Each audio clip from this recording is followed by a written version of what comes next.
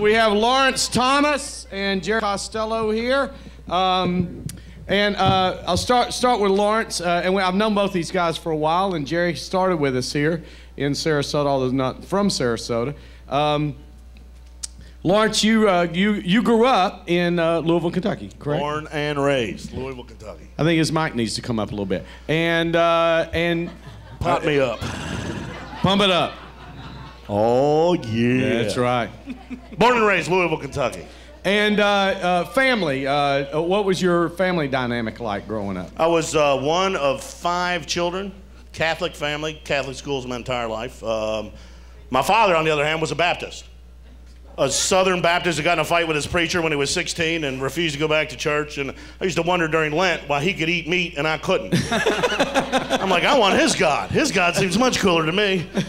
I'm having pancakes for dinner because my mom forgot it was Lent, and he's having a T-bone. This sucks. And he was a musician and artist. My mom was a registered nurse. And it was a good life. And your brothers and sisters, were they older or younger? I have 3 older and 1 younger. How's that go, brothers and sisters? My oldest was a sister. She's an opera singer in New York City. Wow. Or retired opera singer. And I've got another sister in Louisville. I had a brother who passed away 3 years ago, who was a senior in high school when I was a freshman. And then I have a little sister that my mom and dad wanted to call Gatlinburg because she was conceived accidentally in Gatlinburg, Tennessee. She was the mistake in the family, but we love her even though she is a mistake. Very nice. There's not a lot to do in Gatlinburg once you've watched the taffy be pulled. I've seen the taffy pulled. I fed a bear. Let's go home. We've had our blueberry pancakes. We're ready to go. Exactly. So, and now your sister, that's the opera singer in New York. Did she sing with the Met? She had some recitals with the Met. She toured with some people. She still sings the national anthem all over the place. She's a beautiful voice, you know, it's not like comedy. You can't go to, you know, Dothan, Alabama, and do opera. Well, you at the can. Holiday Inn on Thursday. No. Well, you will, but you'll get your ass kicked. Yeah. She's not much of a fighter. I beat the shit out of her a couple What's her name? Her name is Deborah Thomas. Deborah Schultz. Thomas. Very nice. And Jerry, you grew up in Chicago, Illinois. Yeah, Chi-Town. Oh, look, you can get a ride. Representing over there. There we go. Grew up in Chicago. Your family? I'm the youngest of 5.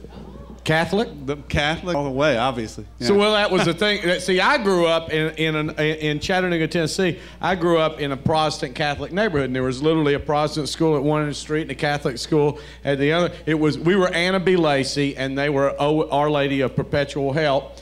We called them, I swear, and we called them Old Lady's Pea House, and they called us the African Butt Lickers. Swear to God. It's exactly how we grew up. I don't like to see that mascot. And swear, there were 4 Jewish kids that went to our school, and every one of them's father was a dentist. Every freaking one of them. And that was our dynamic growing up. But all the Catholic families had, well, 5 kids was the starter program. Right, yeah. I mean, 5 to who knew what the number was? Infinity and beyond. Exactly. Yeah. And the Protestant families, if you had 3 like us, you were like off the chart. But so your brothers and sisters, how many? 4 others. I mean, 5. Start out with twins, both nurses. We have a sister that works for the Head Start program, is the middle child. We got a black sheep we don't talk about. Oh. And now we have to talk about that person. And then there's me. And then there's you, and who also is a nurse, and we'll talk about that later. Is a registered nurse. Now you don't talk about the black sheep at all. Is that just somebody? One of the everybody has a black sheep. I'm our black sheep. But crazy, like off the charts. One of my first memories ever as a child is him starting a fire. Him starting a fire. And it never ended from there. Just bad. Just bad. Okay, all right. Mom and Dad were? Dad worked for railroad. Mom was, you know, housekeeper / part-time server extraordinaire. Gotcha. And now, Lawrence, you did you go to college? Western Kentucky University. But, Hilltoppers. Hilltoppers. Hilltoppers. And you went to? Southwestern Michigan. Wow. And I went to Memphis State. Is that the Chippewa? They're the Road Runners. All of us went to whatever college would accept us, I think. Yeah. I didn't even take the SAT. I went for that ACT. Fuck y'all. I did too. Yeah. Who needs that fancy SAT bullshit? No, I passed the ACT, and they went, "You want to take the SAT?" I said, "I fucking passed the ACT. I'm not doing any more." You and I didn't know about this until I'd known you for a few years. You're a state wrestling champion. No, we did talk about that. You were a wrestler too. I placed in the state. Yeah. You placed in the state? My very last year. Yeah. Better than me. I wrestled, but no one knew it really. I enjoyed it. Were you into sports as a kid? Did No. you? My high school won the national championship last year in high school football. They're crazy big. I went when I was a freshman. I started to play, and then all my buddies were stoners, man. And I quit. And then I really didn't smoke pot anymore, and so I got into the theater. And that's where I got. You got in theater in high school? My sister was in theater, musical theater, and I did it. But I was kind of this rough and tumble guy. I was like I was the only guy backstage at the play dipping skull. I was like, this is great. Let's go sing. So I never. I played rugby in college. I played rugby after college, but in high school I was a bit of a fuck up for a little bit, but. Now, you mentioned earlier that your dad was a musician. Was he a professional musician? He picked between art and music, and so he picked commercial art, and he was an advertising guy in Louisville, but he came home every night, and took his suit off and put on a pair of jeans and a work shirt and a guitar, and he sat on our front porch in the summertime, and in the wintertime, he sat in the living room on one of the, by the fireplace and would sing songs. He pulled out I don't know if you people know what a mountain dulcimer is. He had a mountain dulcimer. Oh, yeah.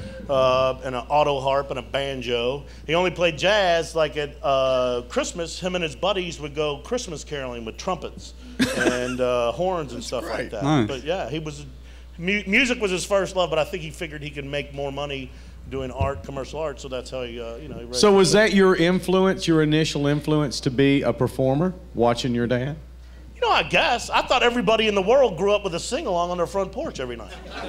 I'm not kidding. I thought that was the way because people walk up and down our street. I grew up in a neighborhood where he lives actually now in Louisville by the Olmsted Park. Olmsted designed Central Park in New York, and he designed this park, Cherokee Park in Louisville, and I grew up like a block from the park in houses that were built in the 20s, and they all had a front hill with steps, and then you sat on, and my dad would either sit on the front steps of the porch or go down the sidewalk and sit on the front steps by the street and play his guitar. Would he draw a crowd? People would walk and sit and go, "How you doing?"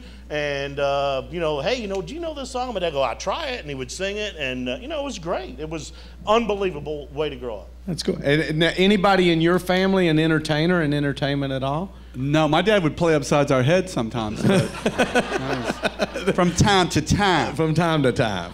But nothing along that influence at all. So Lawrence, you graduated from college with what degree? Broadcasting, BA in broadcasting. And you graduated what degree? Associates in nursing. And so I know you went right into because it was a career, and so but I mean you come out with a nursing degree, you go into nursing, you make money. You come out with a broadcasting degree, you're fucked. I moved to LA for a year. Was a chef at the Hard Rock Cafe. Exactly. And then a good buddy of mine, John Buchanan, called and said, "Hey, I got a job opening at the post-production facility I work at in Nashville. Do you want to come work in Nashville?" The Hard Rock Cafe was getting ready to move me to Hawaii to become a kitchen manager, and I didn't want to go that far away from him. I was already in California, freaked out. And so I said, all right, and I moved back to Nashville, and I worked in the video post business for 2 years and started doing comedy for fun on the side. And was that at Zany's? Yeah, I started off at Zany's. I was kind of the house MC, and I worked with, I quit my job. I don't even know if Jeff knows this, but I quit my job because Jeff Foxworthy told me to. Really? He had just won Stand-Up Comic of the Year. Right. And I think I was opening for him like the second time, and second or third, because he came to Zany's a lot, him and Bees, and right. all those Southern guys used to come to Zany's all the time. And he goes, "You need to quit your day job." And I go, "Dude, I'm making like $45,000 a year. And, you know, they told you in college you're not going to make that in broadcasting until you're 100, you know? And I'm like, Right. So I thought I was cock of the walk, man.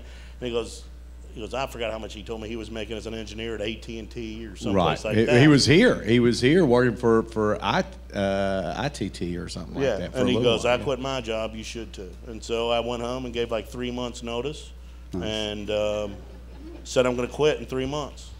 And now how much money you have? I'm making about the same. It was a good move, Jeff. Thanks a lot, fucker. Very lateral. A lateral move. Are you smarter than a fifth grader? Evidently not, motherfucker. So I just called Jerry, what you got in the bank? And you got out as a registered nurse and went right into nursing. And you came here first and started playing with the stand-up comedy, correct? Yeah, I did it just a couple of times up north before I moved in South Bend, Indiana. And then, but when I came down here, I started pretty much right out of the gate with Les McCurdy. He's been molding my act ever since. Well, Jerry, don't do that. It's gone well. And actually, I was in Colorado a month ago, and I said a bit, and I finished it up, and I said, "Thank you, Les McCurdy, wherever you are," because it was something that you had changed. Oh, it's the thing with the constipation guy. Yeah. Let's boom. Les said, no, nice. do that. Don't do that. I like. Boom. I love people giving me referencing me in situations where everybody goes, huh? Who? The hell does that mean? I don't even know. Headliner.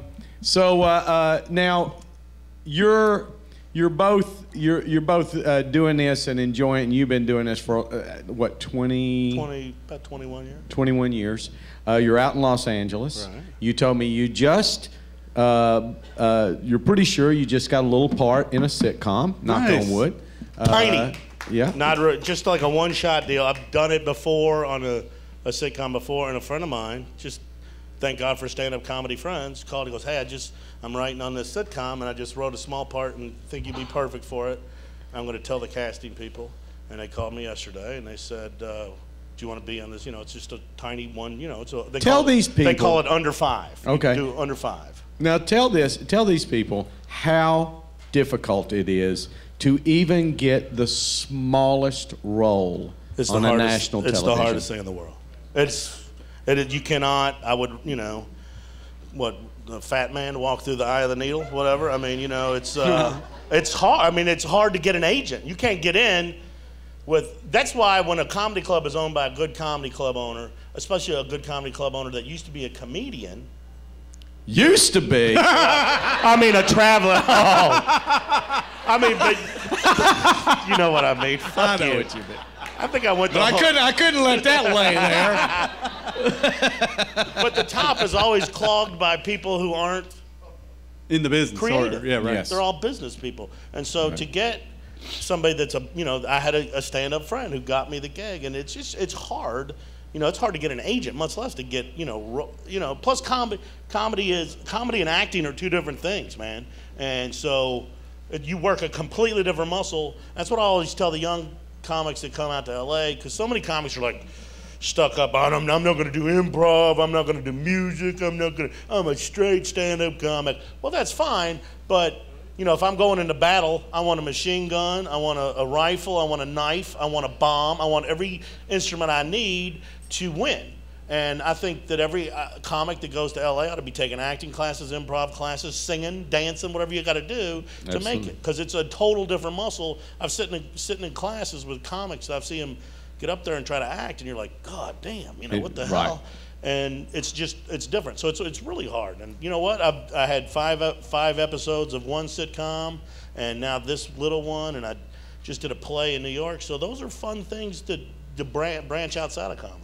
And that was good. It's good for the public to know how extremely difficult it is. It is beyond the odds of you going out and getting, you know, just the slightest attention on something national is really a big deal when you see people get that. At this point, I would like to open up, if you would like, and I can keep asking questions, but does anybody out there have anything that they're curious about comedy or about them, about what they did, or the show that you just saw? And I mean, you know, anything at all, good, bad, or ugly? Where did he work? What's that? Where did he work? Where does he work? I used to work at Lakewood Ranch. I was at Sarasota for like 9 years, and now I'm nowhere near here. No, now he's up in Louisville, Kentucky. Yeah, up until the first of the year, I was at the little Lakewood Ranch. And that was most of your comedy, most of Jerry's comedy in the very beginning was dealing with being a nurse, which I find that most new comics in their first year or two, the last thing they write about is what they know the most about. I always find that unusual. Whatever they're closest to seems to be what they kind of avoid on stage. They'll write about basic relationship humor or you know, just current events or things like that. But you jumped right up into what you did. Anything else? Anything else in the audience? Right there. Yes, right there. Do you do bedside comedy? Yeah, it did. It's a nice way to put people at ease and make them laugh. And sometimes you get that, don't, stop, you know. But yeah, it's nice to put people at ease and make everybody feel happy. I don't do these jokes, but you know, whatever. I don't do these crappy jokes that you people get, but you know, just on spur of the moment stuff, yeah.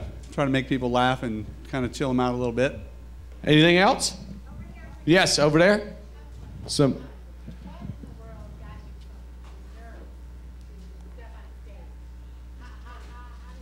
I think I was really late to it, but I think I was watching comedians all the time. Remember the parade used to have in the back? They would have like a little biopic on comedians once a week, and I would look at those and cut them out. Right. But for some reason, I never thought about myself getting on stage. I don't know why. I was living in farmland too, in the middle of Michigan. That might have had something to do with it. The nearest stage was 100 miles away, probably. But yeah. I never did it until my mid-30s. I don't know why. Well, and for both of you, what was the trigger that said, I'm going to go down and do stand-up comedy? Les McCurdy said I could. Really? No. No, what was the trigger that said, I'm going down there? I'm going to try it. I was working as a paramedic, and another friend of mine who was a paramedic, and we were talking about it, and finally I just started writing some stuff down. And even though I wasn't getting on stage, but very infrequently, I still kept writing. So by the time I got here, even though I'd only been on stage 2 or 3 times, I had a bunch of stuff to try out. So I kind of hit the ground running, as it were, even though it was late. But. And what about you, Lawrence? What made you go, I'm going to go give this a shot? I had one person when I lived in L.A. tell me, you ought to try stand-up comic. And this was 86, and I was like, what? Can't make any money doing comedy. That's stupid.